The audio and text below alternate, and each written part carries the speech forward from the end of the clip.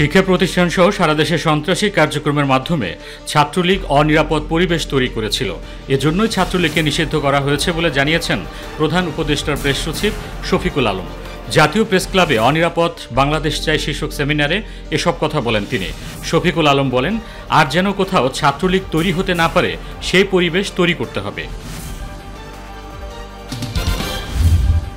অপপ্রচারের মাধ্যমে ফ্যাসিবাদ মাথাচাড়া দিয়ে উঠেছে বলে মন্তব্য করেছেন বিএনপির মহাসচিব মির্জা ফখরুল ইসলাম আলমগীর। দুপুরে সুপ্রিম কোর্ট অডিটোরিয়ামে বাংলাদেশ ইউথ পার্লামেন্ট আয়োজিত আলোচনা সভায় তিনি মন্তব্য করেন। ফখরুল বলেন, জনগণের আশা আকাঙ্ক্ষার প্রতিফলন ঘটাতে জঞ্জাল সাফ করে দ্রুত নির্বাচনের দিকে ধাবিত হতে হবে।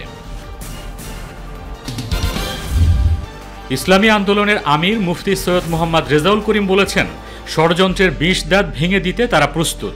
দুপুরে রাজধানী কাকরাইলের ডিপ্লোমা ইঞ্জিনিয়ারিং ইনস্টিটিউটে এক অনুষ্ঠানে তিনি বলেন, জুলাই অভ্যুত্থানে ফ্যাসিস্টরা মানুষের মতো আচরণ করেনি।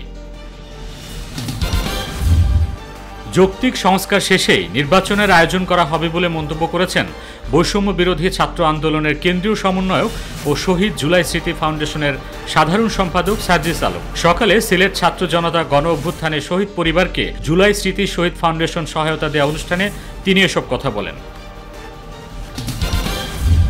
মানিকগঞ্জের সিঙ্গাইরে রুবেল মিয়া হত্যা মামলায় এক নারী সহ ২ জনকে গ্রেপ্তার করেছে র্যাব। শুক্রবার বিকেলে র্যাব ৪-এর একটি দল এ হত্যার হোতা বিজয় ও শ্রাবণী আক্তারকে উপজেলার ধল্লা ইউনিয়নের ফোর্ডনগর এলাকা থেকে গ্রেপ্তার করে। প্রাথমিক জিজ্ঞাসাবাদে আসামি বিজয় এবং শ্রাবণী দুজনেই রুবেলকে হত্যার কথা স্বীকার করেছে। এ বিষয়ে আইনগত ব্যবস্থা প্রক্রিয়াধীন। রোববার থেকে রাজধানীর বিভিন্ন পয়েন্টে শুরু হচ্ছে সুলভ মূল্যের ডিম বিক্রি। সকালে এক অনুষ্ঠানে প্রধান অতিথির বক্তব্যে ভোক্তা অধিকার সংরক্ষণ অধিদপ্তরের মহাপরিচালক মোহাম্মদ আলিম আখতার খান একথা জানান। তিনি জানান, রোববার থেকে ঢাকা উত্তরের ৬টি এবং দক্ষিণের ৭টি সাব সেন্টারে শুরু হচ্ছে ডিম বিক্রি।